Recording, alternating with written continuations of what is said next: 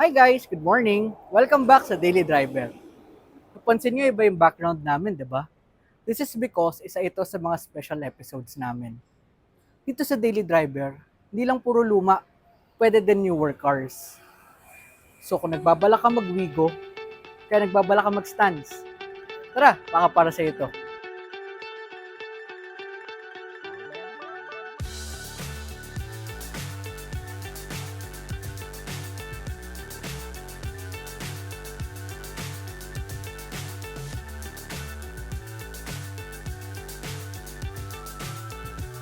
So, hi guys, good afternoon. So, kasama namin ngayon si Charles at ang kanyang 2019 Toyota Wigo.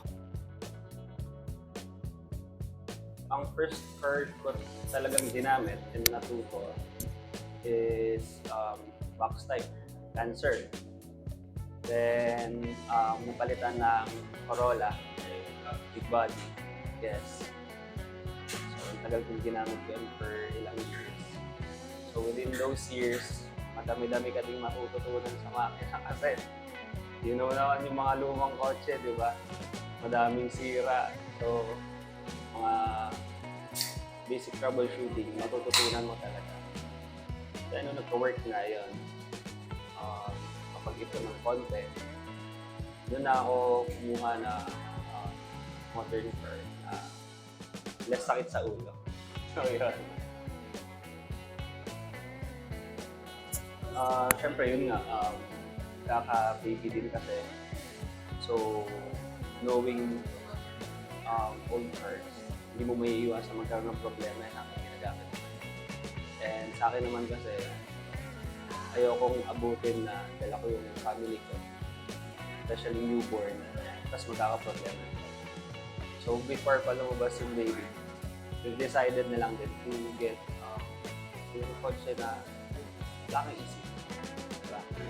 Na sasakyan nyo lang for comfort na talaga. Actually kasi syempre, considering na magpapaanak pa and gagastos sa hospital, syempre isa pa yun. Ang consider namin is a monthly babayadan. Syempre, hindi naman lahat ng tao kayang bumili ng cash house. So choices were yung mga econo cars lang din. So Wigo, Mirage, or Swift. So, nagpa-quote naman kami lahat for all those two cars. And meron din kasi kaming pinsan sa Toyota. So, she gave us the best offer naman for yung sa down payment, monthly. So, yun na din yung naging decision. Para at least, alam naman natin, Toyota din naman eh. Maasahan mo naman yan yung magaling. Kaya sa mga napaka-cliche sabihin. Pero, Toyota, madali talaga. Madali talaga maintenance. So, good sa din kami. Hindi ko din ma-explain. Pero, siguro, unang-una, for me kasi ganda tignan. Yung maganda yung tindig kasi ng kotse, parang, wow. Yun na lang siguro yung mag-differentiate dun sa kotse versus dun sa iba, nakaparehas sa kalsada. So, habang nagbubuo ako, syempre, madami na ako nakikita sa kalsada. Sabi ko, kaganyanin ko din. Papapogiin ko din. So, yun. Yun. Pinapogi, pinahirap, gamitin. Pero sulit naman. Once makita mo and ma-appreciate na ibang tao. Yun talaga yun. Aking. Especially yung mga ganyan kasi mahirap appreciate ng iba. Kunyari, may dadaan lang. Kung ba maka-cut off bird ka, di mo alam kung sasabihin. Thank you po. Pero sa loob-loob mo, saya-saya. Meron na akong plan talaga ng kulay ng kotse. Pero syempre, meron na kasing nakagawa na nauna na nasa scene din, active din. So, out of respect, huwag mo ba yan? So, isa din yung to respect yung builds mo.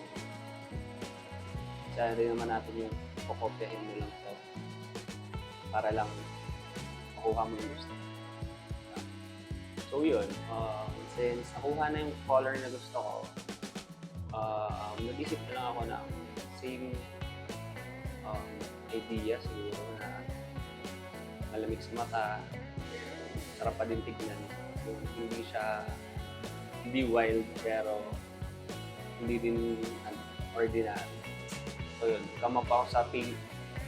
And since Barbie season nga this year, ayun, sakto lang na pink din yun. Maganda naman kinalabasan. All good silang din. Actually, kung gusto mo bumuo kahit anong kotse ka, nilabasan natin ng Wigo lang. Kahit anong kotse gusto mo buuin, kahit anong concept buuin mo, gawin mo lang. Kasi as long as ginagawa mo yung gusto mo, wala kang sinasagasaang tao, wala kang masamang ginagawa. Just, follow your passion lang. Diba? Kasi for self-fulfillment lang din naman yan. And yun nga, once magawa mo kasing, well, di naman natatapos ang project cars, di ba? Sabi nga nila. Pero once ma-achieve mo yung mga gusto mong magawa sa kotse, may mga taong makaka-appreciate mo, doon mo mararamdaman talaga na ulit din yung pinaghirapan. Kasi hindi naman lahat ng tao nakikita yan. So for the few na makaka-appreciate mo, magiging thankful ka talaga. Iba sa feeling yun.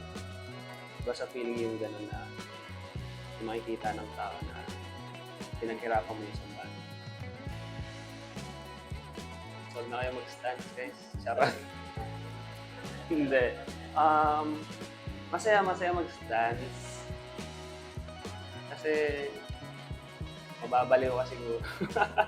Hindi. Pero, if plan mo mag-stance, unang-una sa lahat, dapat baon mo lang sa loob. Sinabi mong stance, automatic ibababa mo yung kotse mo. And once ibaba mo yung kotse mo, madami ka ng obstacles sa daanan sa Pilipinas na makakasalubong. So isa yon, lakas ng loob. Siyempre, balik ako doon sa passion mo. Gusto mo talaga, masusustain mo naman. Kasi if not, why do it in the first place? Hindi mo naman talaga gusto. For clout, pangit naman lang. Diba? Kaya, magsa-stance ka, may choices ka naman. Either mag-static ka or mag-airsus ka. Which is, ang laking tulong ng airsus. Gusto mo talaga mag-stance. Kasi, doon lalabas yung form and function ng kotse. Hindi ko naman sinasabing walang form and function yung static, pero yes, maganda yung static kasi ano kayo, badass kayo. Baba ng kotse mo kung sayad kung sayad. Pero pag naka-air kasi, pros kasi ng air is, yun, adjust mo yung height mo, the way you like it. Kung kailangan mo itaas, tataas mo. Tapos, yun, habang tumatakbo ka, gusto mo ibaba, diretso yung kalsada. Ang cons, hindi mo naman siguro siya pwede consider cons. Kasi, maintenance is part naman. Yun. So, parang sa kotse din, di ba? Part naman ng kotse is maintenance, hindi mo siya matatawag na cons. Kasi pag inalagaan mo naman yung air mo, yung air system, most likely di ka naman din magkakaproblema dun sa system. So yun lang. Hindi ko din siguro masabi na may cons talaga yung air. Kasi malaking tulong talaga siya, especially if mag-stance ka talaga. Pero if may balls ka, do it. Static talaga. Pero air, static, kahit ano yan gusto mo, sabihin mo ginagawa mo, basta masaya ka. Yun na yun. Ako si Charles, ito si Suki, at ito ang aking daily driver.